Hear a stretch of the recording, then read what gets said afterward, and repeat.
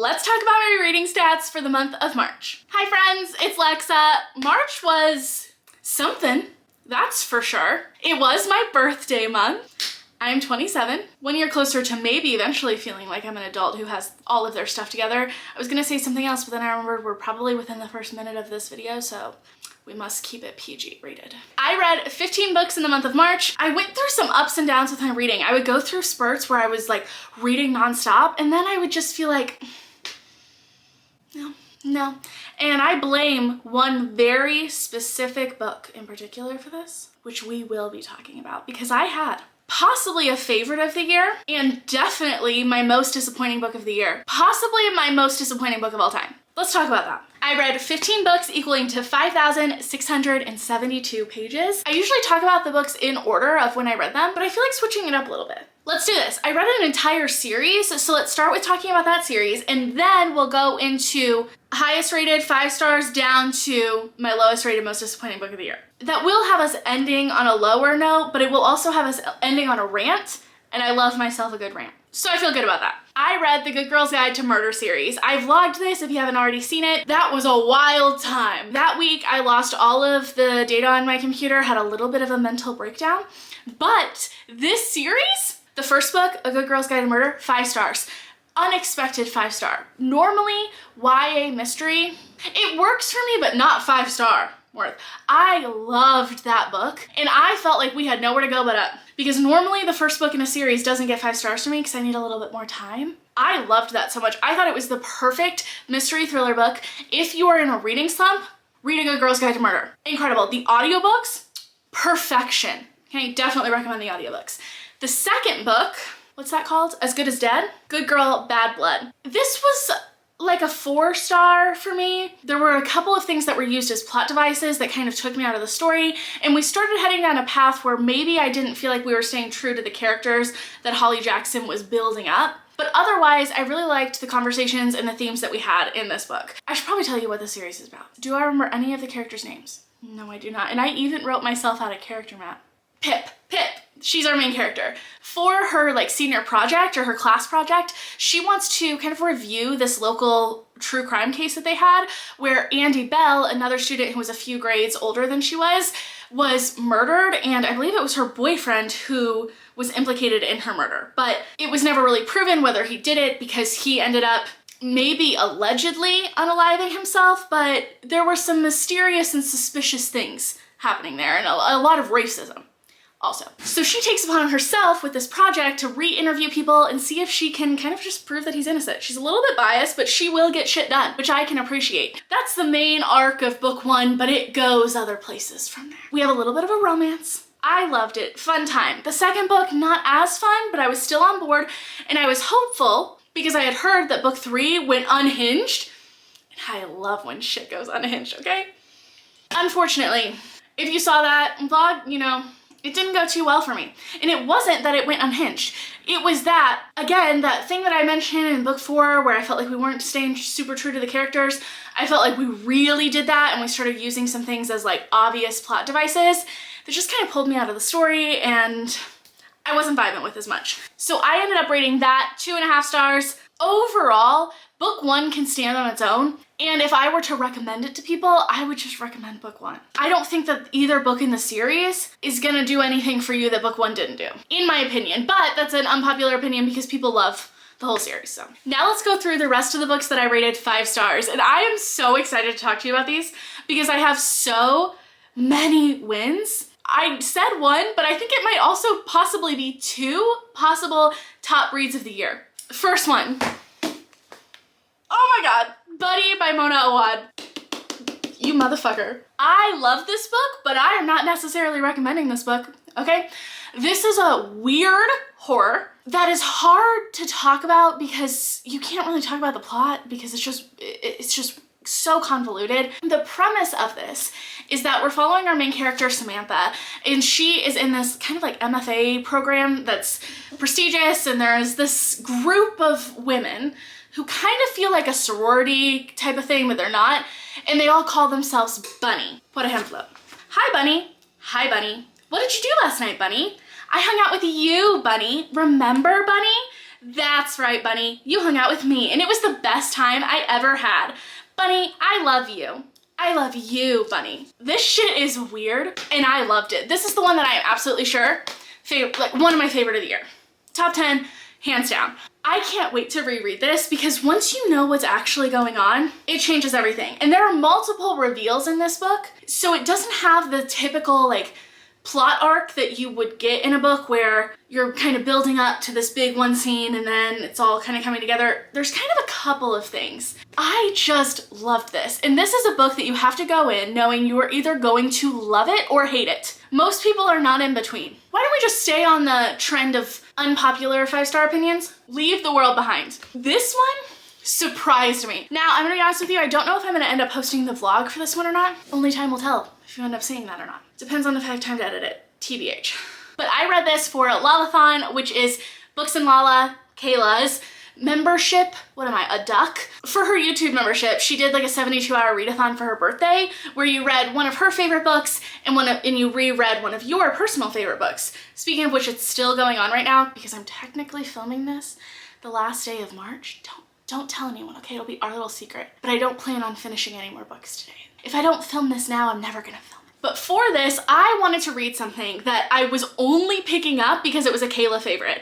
I've already filmed a Kayla vlog, which is why I'm hesitant to post another Kayla vlog. Then during the live sprints, she mentioned and alluded to that she knew who I was, and then that just made me feel horrified because then I thought, oh my god, if you know who I am, then you have seen that vlog where I read all of your favorite books. But for this Lalathon, I decided to read Leave the World Behind. And this is a book that I thought I was gonna hate. I wasn't even planning on reading it until I ended up randomly rewatching the video where she read this in, and she compared it to two of my favorite books of all time, The Cabin at the End of the World and Catherine House. And these are, again, very unpopular horror books that are weird and kind of vague and ambiguous, but I loved so much. And I thought, okay, maybe I'll end up loving this, but even as I started it, I was like, oh no, I even got a backup book. I read it all that same night, and I loved it. It is about this family who goes to stay at an Airbnb. While they're there, the owners of said Airbnb come knocking on their door, and they're like, hey, so the power is out, there's a blackout around, we need to stay here with you. And the whole time, you're just kind of left wondering, what is happening out in the world outside of this Airbnb?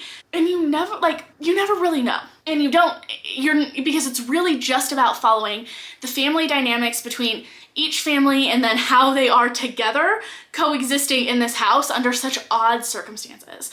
And it talks about race, it talks about what it is to be human and humanity and our shared flaws as humans. I loved it so much. There are some, like the way that the author speaks and how he talks about people and things, you're just like, what the fuck? It's a book about the apocalypse, but not really at all. That's all I got for you on that one. The Cabin at the End of the World. I ended up rereading that after I read Leave the World Behind because it was just bringing back those feelings so much. And I wanted to see if The Cabin at the End of the World, if I still vibed with it as much as I did the first time that I read it. More so the second time around. I listened to the audiobook where we are following a family. They're on vacation, but they're on vacation in this kind of remote cabin. Their daughter is playing outside and this strange dude walks up to her. And he's like talking to her and you're weirded out. And then these strangers behind him just appear from the woods carrying these very odd looking instruments of death. And he's like, listen, I'm not here to hurt you. You just have to let your dads know they need to let us in. And you're gonna have to make some hard decisions, but I just want you to know none of this is your fault. Excuse me? 5 stars. The last 5-star read of the month is much more recommendable. Like, I would recommend this to anyone. All My Rage by Sabatir. This is beautiful. This is such a good representation of grief and anger and friendship and the different types of love that we encounter in our lives and how important that love is. And generational trauma. God, beautiful. This is a contemporary YA that's following the perspective, 3 different perspectives. 2 of the main ones that we follow are 2 teenagers, Salahuddin and Nur. And they've been best friends since they were little. But something happened recently where they had like this big fight and this big fallout. Then the 3rd perspective that we're getting is of Salahuddin's mom when she was still living in, I believe it was Pakistan. Yes. About to get into an arranged marriage. and about what brought her from there to where they are now, living in the United States, owning this motel. I wish that everyone could read this book. I wish that I had read in high school, rather than all of the bullshit white dude classic books that we were reading. This is just incredible. Once you realize what's going on, I laughed, I cried, I was rooting for these characters, while also they feel so real because they do have flaws and they make mistakes and they do things that like make you want to just like hold them and hug them, and just so visceral feelings of what it is like to be human. 5-star, absolutely recommend. The next book I gave 4 stars, and that is One for My Enemy by Olivia Blake. Now this I gave a happy 4-star. Like, I love Olivia Blake's writing so much. She wrote The Atlas Six, she wrote Alone with You in the Ether, and I just absolutely fell in love with those books. So when I saw this at Barnes & Noble, and I saw that I could read this at Barnes & Noble before it ever came out, because this does not come out until April 4th, and I read this mid-March, I was so excited. Well, it's already out, but it was originally released as like a self-published book, but now it's been like redone and it's traditionally published now. This is what I believe to be a Romeo and Juliet retelling, but make it witchy, modern, and pretentious as fuck. Is Romeo and Juliet pretentious? Probably. It's Shakespeare. I don't know if you can see all these tabs. I loved this. It just wasn't quite up to like The Atlas Paradox or Alone with You in the Ether for me, which are two of, again, probably gonna make my favorite books of the year list, but I still would absolutely recommend this. And I think that this is gonna be one that I'm gonna wanna go back and reread, because once you know what's going on, I think it changes your perspective of a lot of things. In the same vlog that I read that, I also read Monday's Not Coming. This is a YA mystery thriller book that follows Claudia is a little bit worried because she hasn't heard from Monday all summer, and they usually spend like summers apart because Claudia goes to her grandmother's house, but they usually write each other all the time, and she hasn't heard from Monday. She goes to school, Monday's not there, she's like, what's going on? But no one seems to be worried about where Monday is. And there's just like 3 sentences that are used to describe this book on the back, and I think that they're pretty perfect, better than I could do. This is a story of how my best friend disappeared, how nobody noticed she was gone except me, and how nobody cared until they found her 1 year later. This is so good. I love Tiffany D. Jackson and how she writes thrillers,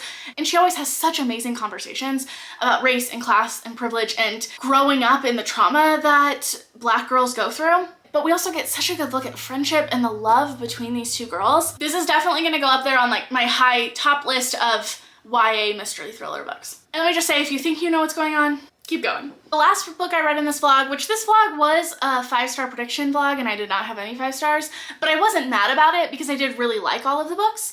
The last one was Over the Woodward Wall by Deborah Baker. Now this is Shauna Maguire, and this is the story that is inside of Middle Game. Middle Game is one of my favorite books, and inside of that book there's also like snippets to this book that exists in that world that's a middle grade book. How many times am I gonna say book? Shauna Maguire went on to like actually write it, and now it's a middle grade novella series. This follows Avery and Zib, and they could not be more different. They live on opposite sides of the street, but they've never interacted. Avery is very much like everything that he does has a purpose and he sticks to the rules. Zib is just this like free-flowing, living her best life in her own world kind of girl. Until one day they're walking to school and there's just this wall, and they climb over it and they enter this magical world. And that's all I can pretty much tell you because this is such a short book. I did not know going into this book that this is like a traveling book, kind of like a travel quest story, and that's a trope I don't generally like. So had I known that, I would not have assumed that this was gonna be 5 stars, but I just love Shauna Maguire's writing so much that even though the plot was never going to really work for me, the writing worked so heavily that I had to give it at least 3.5 stars. And I'm excited to carry on in the series, and I'm hoping that it's less quest travel. I like quests, but not traveling. I hope that that makes sense. I can't figure out a better word for that. I imagine that there is a better word. I just don't know what it is. The other 3.5 star I gave is for The Spite House. I read this for the Literally Dead Book Club pick for the month of March. And listen, this was a solid 5 star up until I remember the exact point, the 84% mark. Because I remember looking at the 84% and thinking, I think that this isn't going where I want it to go. And I was right. I just think the ending was rushed a little bit, and it just needed a little bit more time editing that part. Otherwise, this was so good. It was exactly what I was looking for in a ghost story, haunted house kind of book. So we're following this family who we can tell they're escaping something. It's a dad and 2 daughters. And they are on their way trying to run away from, but also kind of run toward their past and their future. It's the best way I can explain it. And in that, they're trying to figure out ways to make money and survive. And the dad comes across this like article, this not headline, advertisement for a job to work at the Spite House to suss out any paranormal shit that's going on. And it's paying top dollar. But then you have to ask why. Why is it paying top dollar? Yeah, we find out. It seems like across the board, people are giving this like 3.5, 4 star. So this is the kind of book that it doesn't seem to be like anyone's favorite, but I believe that this is a debut author, which is really impressive. And I'm definitely like, I want to read more from this author whenever they come out with more stuff because I loved this. It's just that ending, I felt like it just needed to be worked out a little bit more. But I'm excited to talk about this with everyone and see what their thoughts were and see what worked for them and what didn't. Then for my Reading Like a Pisces vlog, I read You Truly Assumed and Notes on an Execution. Let's talk about You Truly Assumed first. I don't have a lot to say about this because I just think that like YA contemporary, it fits for like a 3, like I normally give those like 3 to 4 stars. This is following, I think it's 3, I'm almost positive it's 3 different Black Muslim girls after a terrorist attack and kind of the aftermath of that and how they're impacted in their families and all of the racism and Islamophobia that comes just generally living in the United States, but especially after something like that where everyone is wanting to put blame on a very specific group of people. And one of them ends up starting a blog talking about her experience, and they all kind of come together working on this blog. The tricky part with this is that it almost felt like 3 different stories because they never actually come together in person, and the amount that their stories overlap is like few and far between, and I just think that this needed more editing. The cover, incredible. Where the story was going, incredible. And I could tell that I could really vibe with this author's writing because one of the perspectives I loved, and I feel like she did such a good job showing us rather than telling us, but just because of how it was written, with having those 3 very separate perspectives, there wasn't a lot of time to do a lot of showing for the other characters. So it just felt like very surface level because we were getting told a lot of information rather than getting to see how they were interacting and what was happening to them in their lives. But I would definitely read from this author again, and I hope that she gets published again. I'm sure she will. This came out in 2022. Next was Notes on an Execution. And this one's a tricky one because it was a 5 star. I was so excited about it, incredible. Up until like the last third of it. And then it just kind of kept getting lower and lower the more that I thought about it and talked about it. But I want to preface that by saying it's still a 3 star. And I still would so highly recommend this book. This is following the perspective of a serial killer and the women who have played a role in his life and who he has impacted. This would have been, like, I probably would have loved to read this book, and I probably would have gotten so much out of the conversations that we were having about justice and whose stories we tell and the death penalty and the criminal justice system in the United States. Had I read this like 3 or 4 years ago, I've just done so much research and spent a lot of time looking into those systems and thinking about my thoughts that I think I just didn't get as much out of this as I thought that I was going to. But I think the majority of people are going to get a ton out of this, and this is going to have so many amazing conversations. My biggest problem with this is that I just felt like it came from a very whitewashed way of viewing the criminal justice system. And when we're talking about that system in the United States and we have the perspective of a cop and we're talking about who stories we talk about and who is impacted by the system and by the death penalty, you cannot have those conversations without talking about race. And there was a couple of like literally throwaway lines about Black women who go missing and how Black people are overrepresented in the criminal justice system. And that was it. And I almost just wish that like those weren't even put in there because it felt so inauthentic to just like, it felt like, oh, okay, I'm mentioning it, like I'm letting you know that I know that this is an issue, but we're not gonna talk about it at all.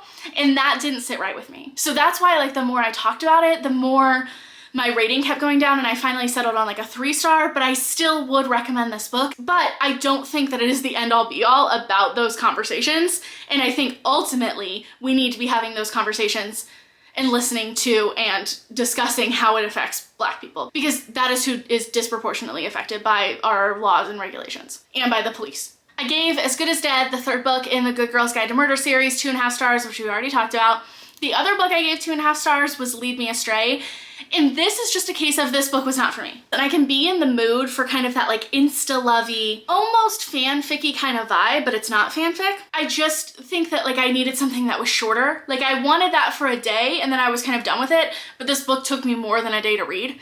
But I was on board because this was Jessie from Jessie on YouTube. They talked about, I believe they talked about this book as an alternative to Twilight. Like instead of reading Twilight, read this. And I totally see why they recommended that, because this has got that like paranormal romance vibe, but make it queer and make it polyamorous. I mean, come on, right up my alley, right? And we have a lot of POC representation in here, and it is like an urban fantasy kind of setting. And we have a murder mystery. The writing didn't quite work for me on this, but if any of those buzzwords sound like something that you might be into, I do recommend checking out this book and seeing if you end up vibing with it, because I love that this book exists and I wanted to love it more than I did. This, I believe, was actually originally like a Wattpad series. And honestly, that's like I bet it would have been perfect to read in that kind of format where you could just like come back to it every once in a while and like keep updated on like as it was progressing. That was probably like the perfect format for this story. The moment has arrived. Up until now, I haven't been really mad at any of the books other than the direction that the last Good Girls Guide to Murder book went in. But other than that, I haven't really been like truly, really disappointed. This brings me deep, deep sadness. This is an 800-page epic fantasy about dragons and sapphic characters and all of the things that should have worked for me. And I was so fucking disappointed. I was left feeling like, what the fuck did I just spend 800 pages on? I don't really know what to tell you about the plot other than literally those buzzwords. We're getting different points of view. I would say if you're okay, like there wasn't enough magic in this for me, I think is the big thing here. Two things, the ending, the last 50 pages of this book, you gotta be fucking kidding me. That is what we spent all of this time for? Absolutely not. And also the fact that we spent all of this time learning about the lore and mythology of this world that like never came to fruition, like wasn't worth all of that time. And there was so little magic for how fucking large this book is. And I think I wanted more magic, honestly. I wanted to care about the characters a little bit more. I did not give a single shit about the sapphic characters, which is like, me? Not giving a single shit about the sapphic character? Huh? Suspicious. But with that being said, I was thinking this whole time, I really think the story she wanted to tell is the story that she's telling in the prequel to this. So I'm glad that she wrote that, and I actually am open to reading that. Because this whole time I was thinking, I don't think you wanted to write the story. I think you wanted to write what had happened in this world that got us to where we are today, which she ended up doing. So good for her. And that I actually might read, but I think that I'll see if I can just rent it from the library, because I now own a physical copy of this and a Kindle copy of this, and it just makes me mad to look at it. So there's that. Maybe once I read the prequel, I'll come to appreciate this book more, but just know that this is a very unpopular opinion. I'm pretty sure if you like took the average rating of those 5-star books that I told you about this month, the average rating on Goodreads would be like a 3.2, okay, which is pretty low for Goodreads. Whereas like this book, 4.23 with 138,000 ratings. People fucking love this book, okay? So don't listen to me. Okay, but some people also don't, just for the record. Melanie says, I have qualms with Miss Shannon. Yeah, so do I, okay? Samantha Shannon. Katie says, 2 little lesbians and 2 little dragons. Absolutely. That is also my feedback. 2 little lesbians, dragons, and magic, which is what I came to the fucking book for. I wanted to love it, but here we are. That is, how many books was that? I said at the beginning of this video, 15, I remembered. Those are the 15 books that I read in the month of April. It was March. Those were the 15 books that I read in the month of March. Leave a bunny emoji down in the comments below if you made it all the way through this hot mess. And if you enjoyed, consider hitting that subscribe button and that thumbs up button. Thank you all so much for watching, and I'll see you next time. Bye!